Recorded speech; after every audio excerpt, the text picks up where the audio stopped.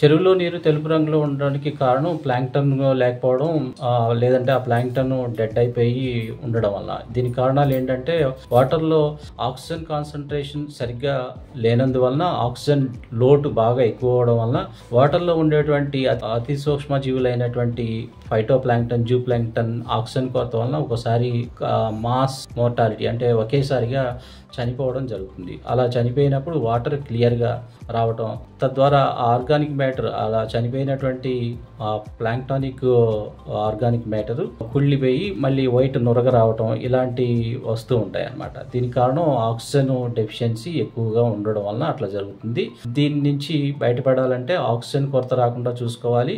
ఇప్పుడు ఏం చేయాలంటే లైమ్ అప్లికేషన్ ఇచ్చుకుని తర్వాత మార్కెట్లో ప్రొబయోటిక్స్ లాంటి మంచి కెమికల్స్, తర్వాత వాటర్ యొక్క ఫైటోప్లాంక్టన్ ని, జూప్లాంక్టన్ ని పునరుద్ధరించడానికి ఇన్స్టెంట్ గా కొన్ని మినరల్ మిక్సర్ లాంటివి ఉన్నాయి. వాటిని అప్లై చేస్తే కనుక తిరిగి మళ్ళీ వాటర్ మంచి కలర్ వచ్చేటువంటి ఫైటోప్లాంక్టన్, జూప్లాంక్టన్ వచ్చి మంచి కలర్లో కనిపించడానికి అవకాశం ఉంటుంది.